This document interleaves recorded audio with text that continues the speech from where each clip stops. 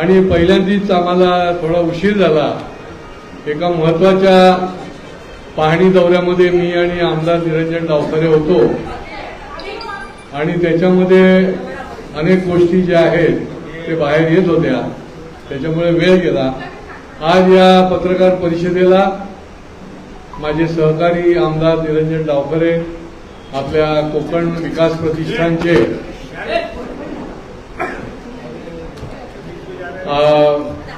राजेंद्र तावडे, ज्या प्रतिष्ठानचे अध्यक्ष विनोद तावडे आहेत, ते कोकण विकास याच्यामध्ये सहभागी आहेत। त्याच्यानंतर आमचे माजी उपमहापौर सुभाष काळे, माजी उपमहापौर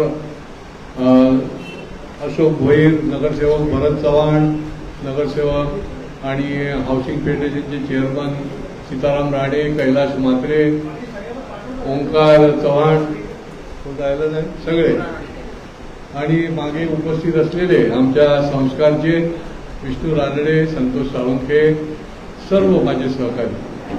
आज आपला हा आंबा महोत्सव हा 19व्या वर्षामध्ये पदार्पण करतो।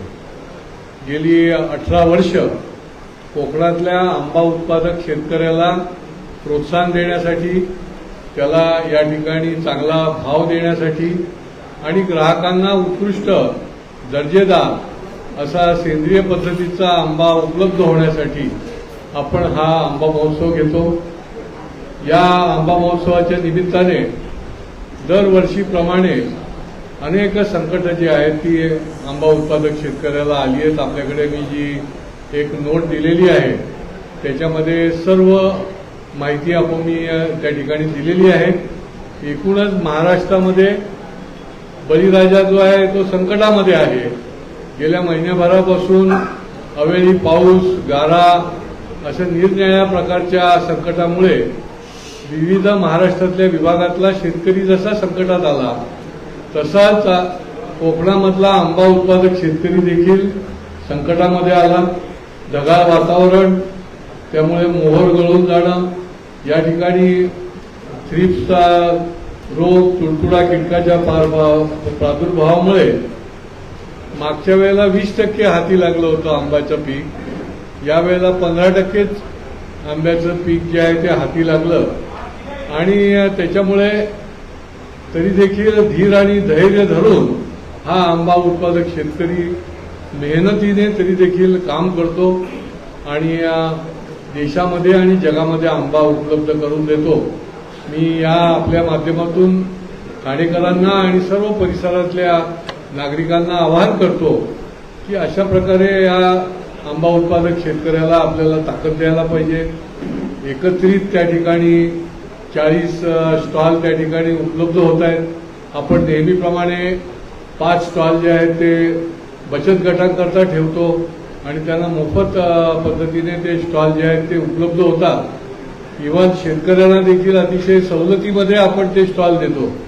कारण त्यामुळेच आपली स्लोगन आहे की हा केवळ उत्सव नाही तर ही एक चळवळ आहे आणि या चळवळीमध्ये ठाणेकर ग्राहक जे आहेत ते नेहमीच सहभागी होतात, भरभरून आपल्याला प्रतिसाद देतात आणि त्याच्यामुळे या 1 मे पासून सुरू होणाऱ्या आंबा महोत्सवाला आपण याची माहिती जी आहे ती लोकांपर्यंत नेहमीच आपण आम्हाला सहकार्य करता, अनेक असंख्य लोकांपर्यंत पोहोचवता। 1 ते 10 मे हा गावदेवी मैदानामध्ये हा आंबा महोत्सव असेल।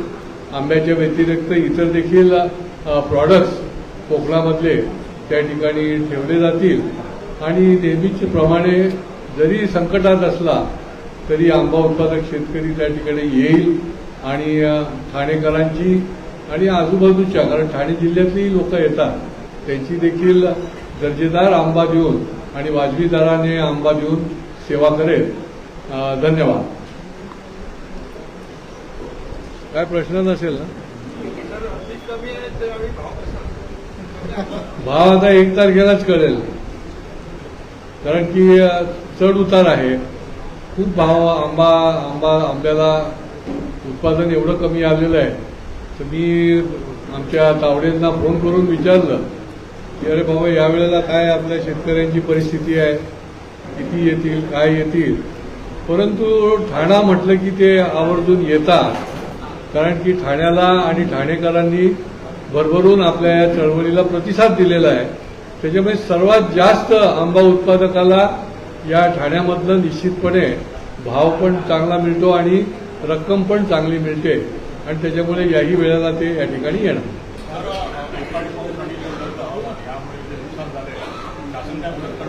या वेळेला आपल्या माहितीकरता आम्ही प्रस्ताव देखील विधिमंडळाच्या अधिवेशनामध्ये आणला होता. त्याच्यामध्ये 2 प्रस्ताव आले होते. एक प्रस्ताव जो आहे तो मीच त्या ठिकाणी मांडला होता या स्पेशल कोकणातल्या निरनिराळ्या विषयांच्या बद्दल, आणि त्याही वेळेला आम्ही सांगितलं होतं. आणि रिप्लायमध्ये शासनाने आंबा उत्पादक शेतकऱ्याला आम्ही कमी पडू देणार नाही अशा प्रकारचं रिप्लायमध्ये देखील सांगितलं.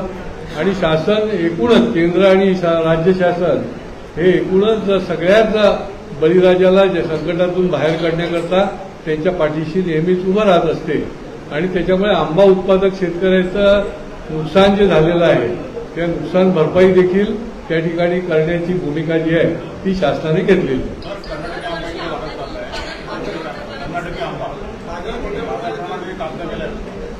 नाही, कर्नाटकचा आंबा दरवेळेलाच येतो आणि काही वेळेला काही विक्रेते जे आहेत हे सगळे मधले विक्रेते आहेत. आपला आंबा जो आहे डायरेक्ट शेतकरी आहे, तर ते हापूसचा आंबा म्हणून तो विकतात. त्याच्यामुळे माझं ठाणेकरांना आवाहन आहे की खोटा काहीतरी सांगून हा देवगडचा हापूस आहे, हा पावसचा हापूस आहे हे सांगून कर्नाटकचा आंबा विकला जात असेल तर आपण ते निश्चितपणे पारखून बघा आणि मगच तो आंबा खरेदी करा. त्याच्यामुळे कोकणाच्या आंब्याला जी काही दर्जा आहे आणि प्रत आहे त्याची, तर त्याच्यामुळे ते त्या हापूसचं नाव घेऊन विक्री करतात. त्याच्यामुळे त्यांनी सावधान असावं.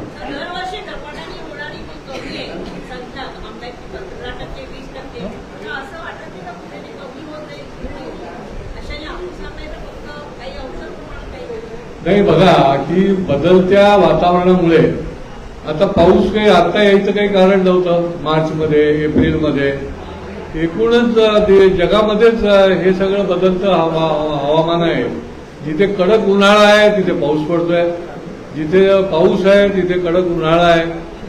तर याच्यामुळे आता आपणही त्याची काही भविष्यवाणी सांगू शकत नाही की काय परिस्थिती होईल, परंतु याच्यावर आपल्याला मात करायला लागेल आणि त्याप्रमाणे काम करायला लागेल.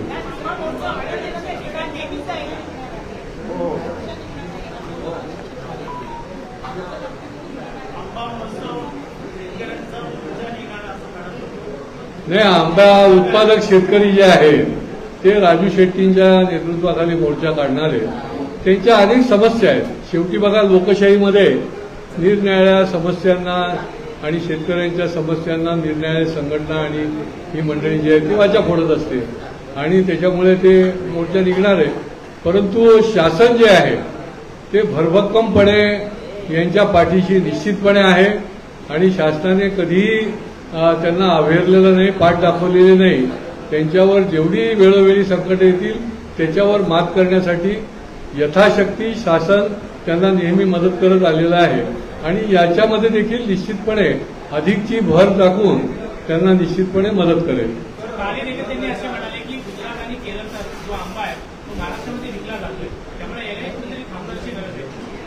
नाही, तर आंबा तर आपला पण जगामध्ये विकला जातो ना. आपला आंबा शेकडो कोटी रुपयाची निर्यात जी आहे ती जगामध्ये होते आणि त्याच्यामुळे तो लोकांना चॉईस आहे. परंतु रत्नागिरी आणि देवगडच्या हापूसला जो दर्जा आणि त्याला भाव आहे, लोकांच्या दृष्टीने त्याला जी डिमांड आहे ती मला नाही वाटत की कुठल्या दुसऱ्या ह्याला आहे. आणि निरनिराळ्या राज्यातले आंबे निरनिराळ्या सीझनमध्ये येतात. आता उत्तर प्रदेशचा आंबा जो आहे तो हा आपला सीझन संपला की जूनमध्ये किंवा मे एंडमध्ये येतो. केसर आंबा असेल किंवा केशरी आंबा म्हणतो आपण, त्याच्यामुळे त्याचा काही परिणाम नाही.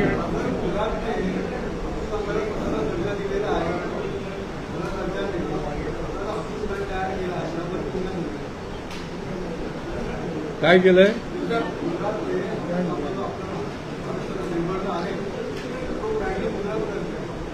आता ज्याला त्याला त्याचं स्वातंत्र्य आहे ना. आपण देखील आपला ब्रँडिंग करतो. आता देवगड हापूस म्हणून आपण आपल्या तिथल्या शेतकऱ्यांनी ब्रँडिंग केलं होतं.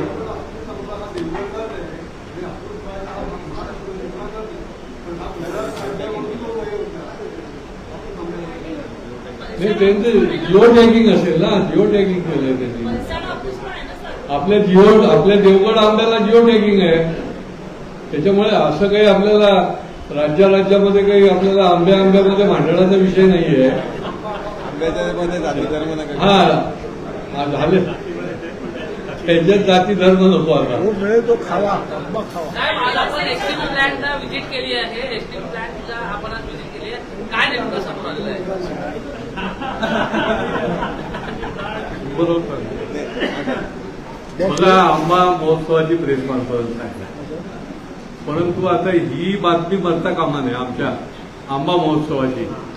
त्याच्यामुळे आम्ही नंतर तुम्हाला सांगणार होतो, पण आता सांगूनच टाकतो आम्ही, कारण आम्हाला उशीर झाला. परंतु तुम्हाला खुराक चांगला आहे. बघा, आपल्या ठाणे महानगरपालिकेने ठाणे पूर्वेला आपली मलनिस्सारण केंद्र आहे. आणि आपल्याला आठवत असेल की 1.5 वर्षापूर्वी मी त्या ठिकाणी व्हिजिट केली होती. आमचे भरत चव्हाण पण होते त्यावेळेला. आणि महापालिकेने ज्या पद्धतीने ती पीओपी तत्वावर त्या ठिकाणी ती पूर्ण मलनिस्सारण केंद्र जे आहे ते आंधण दिलं, त्याचे काय परिणाम झालेले आहेत त्याची पाहणी करायला माझे सहकारी आमदार निरंजन डावकरे, मी, त्या भागातले आमचे भरत चव्हाण, ओंकार चव्हाण, त्या भागातले अनेक नागरिक देखील त्या ठिकाणी आले होते. ही जी काही मलनिस्सारणची केंद्र आहे, ज्याच्यामध्ये प्युरिफिकेशन म्हणजे त्याच्या निरनिराळी यंत्रणा लावून ते पाणी जे आहे ते शुद्ध करायचं आणि ते विकायचं.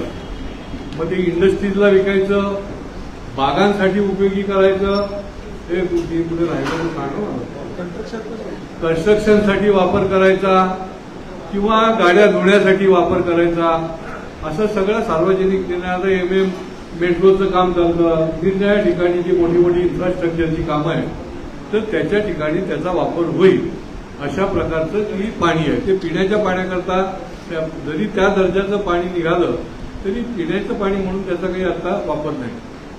आता महापालिकेने, आता हा उद्देश किती चांगला आहे, परंतु महापालिकेने कशा पद्धतीने त्याचा चुथडा करून टाकलाय, कशा पद्धतीने त्याचं वाटोळं केलंय आणि कशा पद्धतीने नागरिकांच्या खिशाला चाट देऊन करोडो रुपयाची वाट लावलेली आहे, याचं उत्तम उदाहरण म्हणजे हा प्रकल्प. आता इथे आम्हाला यायचं होतं म्हणून आम्ही पार्ट 2 सोडून आलो इकडे. भाग दुसरा जो आहे तिथला तो आम्ही दोघं परत पुढच्या आठवड्यामध्ये जाणार आहोत, त्यामुळे तुम्हाला पण आम्ही सांगू. तर त्या ठिकाणी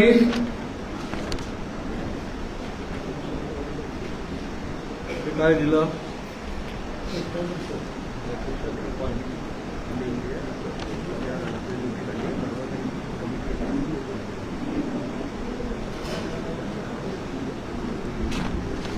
याच्यामध्ये ज्या पद्धतीने हा प्रकल्प चालायला पाहिजे तो चालला नाही, म्हणून केंद्र सरकारने 90 कोटी रुपयाची पेनल्टी मारली. नंबर 1. आता ही पेनल्टी तुमच्या आमच्या सगळ्यांच्या खिशाला आहे. 90 कोटीची पेनल्टी मारली आहे, पण आम्ही पैसे भरलेले नाही. आपण जे कर्ज घेतलेलं आहे त्याच्यावर 9 कोटी रुपये आपण व्याज म्हणून त्या ठिकाणी भरतोय. आणि PPPच्या तत्वावर ज्या एजन्सीला ते काम दिलेलं आहे त्याला दरवर्षी आपण 10 कोटी रुपये देतो. म्हणजे बघा, तिकडे ती पेनल्टी गेली, इकडे व्याज भरतोय आणि 10 कोटी रुपये दरवर्षी हे बसून मिळत आहे. त्यांना काहीच करायचं कारण नाही.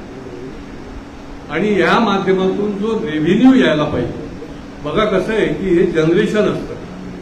आता नागपूर महापालिका करते, परंतु करोडो रुपयाचं पाणी ते विकतात इंडस्ट्रीला. पहिला प्रकल्प जो आहे तो नागपूर महापालिकेने सक्सेसफुल केला. तर हे पाणी जे आहे ते विकलं गेलं पाहिजे. MIDCशी आपण टायअप करायला पाहिजे. निरनिराळ्या उद्योजकांशी करायला पाहिजे. मोठी मोठी जी 100-200 इमारतींचं संकुल आहे त्याच्याबरोबर त्याचा उपयोग करायला पाहिजे. तर ते एकही रुपयाचा आपल्याला रेव्हेन्यू नाही. आणि त्याच्यामुळे हा जो प्रकल्प आहे त्या ठिकाणी 120 MLD ची कॅपॅसिटी असलेला जो प्रकल्प आहे, परंतु आज त्या ठिकाणी फक्त 58 MLD हे जे निरनिराळ्या सेंटरमधलं पाणी येतं ते 58 MLD पाणी येतं. आणि आता फक्त 5 MLD त्या ठिकाणी प्युरिफिकेशनचंच आहे. आणि आम्ही आता आखोदेखा आलो. आणि त्याच्यामुळे महापालिकेने ही जनतेच्या पैशाची या ठिकाणी अवहेलना म्हणता येईल, सुराडा म्हणता येईल, की एकतर मुदतीत न करणं आणि त्याच्यामुळे पेनल्टी लागणं आणि वेळोवेळी खोटी त्या ठिकाणी रिपोर्ट सादर करून ठाणेकरांना त्या ठिकाणी खड्ड्यात टाकणं, अशा प्रकारचा हा हातभट्ट्यांचा म्हणतो ना आपण, हा व्यवहार आहे. तुला काय राहिलं नाही.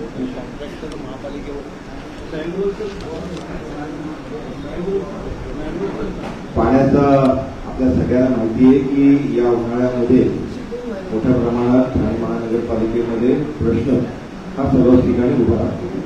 आणि त्याच्यामुळे मुबलक पाणी हे उपलब्ध होत नाही. आपण महानगरपालिका म्हणून लोकांवरती आचारसंहिता लावतो, लोकांवरती आपण मर्यादा टाकतो की तुम्ही याच्यासाठी पाणी वापरू नका, त्याच्यासाठी पाणी वापरू नका. पण मुळात जे पाणी ठाणे महानगरपालिकेमध्ये आपण एसटीपी मधनं ट्रीट करतो त्याची ट्रीटमेंटची कॅपॅसिटी किती आहे? 120 MLD ट्रीटमेंटची कॅपॅसिटी असतानाही आपण जेमतेम फक्त 58 लिटर त्या तिकडे पाणी जात आहे. म्हणजे कुठलेही प्लांट जर सक्सेसफुली रन करायचं असेल तर कमीत कमी 50% तरी त्याची कॅपॅसिटीचं एवढं पाणी त्या तिकडे उपलब्ध असलं पाहिजे. ते होत नाही. त्याचबरोबर फक्त 5 MLD, जसं मगाशी केळकर साहेबांनी सांगितलं की त्या तिकडे 5 MLD ट्रीट होईल असं टर्शरी प्लांट त्या तिकडे आहे. त्याच्यामुळे लोकांच्या दृष्टिकोनात आपल्याला जास्तीत जास्त, जसं केळकर साहेबांनी सांगितलं की जास्तीत जास्त पाणी त्या तिकडे ट्रीट करणं गरजेचं आहे. ती कन्स्ट्रक्शनसाठी असेल, ती गार्डनिंगसाठी असेल, ते वॉटर टॉयलेटसाठी असेल, या गोष्टी आपण उपलब्ध जर करून दिल्या तर पोर्टेबल वॉटर पिण्याजोगत पाणी आहे त्याचं आपण सेग्रिगेशन वेगळं करू शकतो. या सगळ्या गोष्टींसाठी पाणी वेगळं करू शकतो जेणेकरून आपल्याला पाण्याचे योग्य नियोजन त्या ठिकाणी करता येईल. आता कॉन्ट्रॅक्टर हे महानगरपालिकेवर ढकलतो. महानगरपालिका अजूनही याच्याबद्दलची भूमिका घेत नाही. जसं मगाशी केळकर साहेबांनी सांगितलं की केंद्राच्या माध्यमाने ग्रीन ट्रायब्युनलनेही याच्यामध्ये यांच्यावरती महानगरपालिकेवरती फाईन लावलाय. ते फाईनचं भुर्दंड कोण भरणार आहे? तर कॉन्ट्रॅक्टरने हात वरती केले, तो म्हणतो महानगरपालिकेने भरले पाहिजेत. महानगरपालिकेने भरले पाहिजेत म्हणजे काय? ते तुम्ही आम्ही जे टॅक्स पेअर आहोत आपल्याच खिशात ते जाणार आहे. कॉन्ट्रॅक्टरचा एकंदरीत खर्च तो 5 MLDचा प्लांट त्यांनी उभा केला त्याच्यासाठी 16 कोटी आहे. वर्षाला आपण त्याला 10 कोटी देतोय. म्हणजे हे जे स्ट्रक्चर आहे ते मुळात स्ट्रक्चरच फॉल्टी आहे. याच्या संदर्भातली भूमिका माननीय केळकर साहेबांच्या नेतृत्वामध्ये हे एसटीपी प्लांट्समध्ये फिरत असताना आम्ही घेतली. याच्या पुढचेही जे 8 एसटीपी प्लांट्स आहेत, म्हणजे एकंदरीत आता आम्ही 2 बघितले, पुढचे 6 एसटीपी प्लांट्स पण याच्याबद्दलचा आढावा घेण्याचं काम हे आम्ही करणार आहोत. ठाणे महानगरपालिकेच्या हद्दीमध्ये राहणाऱ्या सर्व नागरिकांना पाण्याची दुर्भिक्षता ही कमीत कमी, कारण उन्हाळा आहे पाण्याचा शॉर्टफॉल होतो, पण याची एक व्यवस्थित नियोजन महानगरपालिकेकडनं झालंच पाहिजे. या भूमिकेमधनं आम्ही या सगळ्या एसटीपी प्लांट्सला व्हिजिट देणार आहोत. बघा, हे नियोजन शून्य कामामुळे महापालिकेने उघड याच्यामध्ये हात घातलेला आहे. आता याच्यामधले लाभार्थी कोण आहे, काय आहे, ते सगळं शोधायला लागेल. की एवढे पैसे जे आहेत ते दिले जातात, त्याच्यातून शून्य आपल्याला रिटर्न मिळतो. आणि त्याच्यामुळे चौकीदाराचं काम जे आहे ते आम्ही नुसतं बोलण्यापुरतं करत नाही, प्रत्यक्ष करायला लागेल. ठाणेकरांच्या करता, ठाणेकरांच्या हिताकरता, नागरिकांच्या करता, की आपल्याला कोणाला माहितीच नाही की अशा पद्धतीने तिकडे हे काम चालू आहे आणि पैसे दिले जात आहेत. तिकडे साधा एक संडास बांधायला सांगितला तर पैसे नाहीत, साधं निरनिराळ्या सोयीसुविधा जनतेच्या करता करायला सांगितल्या तर पैसे नाहीत. आणि दुसरा मुद्दा हा झाला आता देणे. आता यांनी आणखीन काय केलेलं आहे पराक्रम, त्या ठिकाणचे हजारो नागरिक जे राहतात त्या लँडच्या बाजूला, तर त्यांनी आम्हाला त्या ठिकाणी येऊन आम्हाला भेटले. तो जो नाला आहे त्या नाल्यामध्ये या फिल्टर प्लांट मधला जो ड्रेनेजचा प्लांट मधला जो स्लज आहे गाळ तो त्या नाल्यामध्ये टाकला. तो नाला म्हणजे आपल्याला चालता येईल असा नाला दिसायला लागला आहे आणि त्याच्यामुळे पाणी आलं की तो नाला पूर्ण भरतो आणि दरवर्षी गेली 2-3 वर्ष त्यांची घरं भरतात आणि काही ठिकाणी तो गाळ जो आहे स्लज तो मँग्रोव्ह मध्ये पण टाकून देतात आणि त्याच्यामुळे म्हणजे सांगावं तेवढं थोडं अशा प्रकारचा हा आतबट्ट्याचा धंदा चाललेला आहे आणि ते आता आम्ही पूर्ण तडीस नेल्याशिवाय आता थांबणार. धन्यवाद.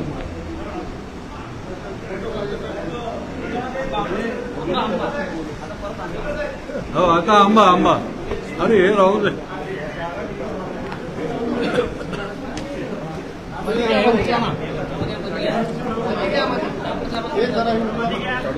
हा इथे ठेव. काढू का?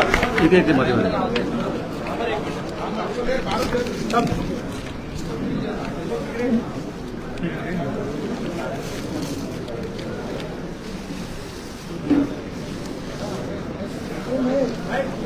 दोन मिनिट काय झालं? 4 वाजता झालं ना आता. अच्छा अष्टविनायक चौकात आलो तर बाहेर पण लवकर गेलो.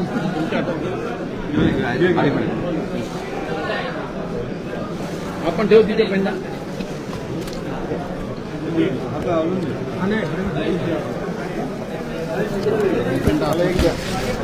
आणि सर घेतलं का? असं करा. 4 भरपूर झाले खाली. हे असे दाखवायला पण झाले.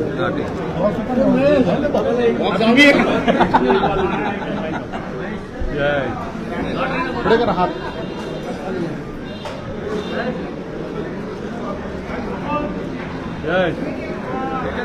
दाखवा ना. जय देवगड. खालती घे एकदम खालती घे.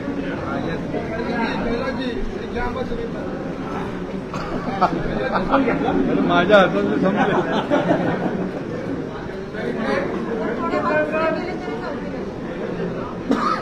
असं पकडा सगळ्यांना पुढे. बस ना. कसा पकडा कसा पकडा.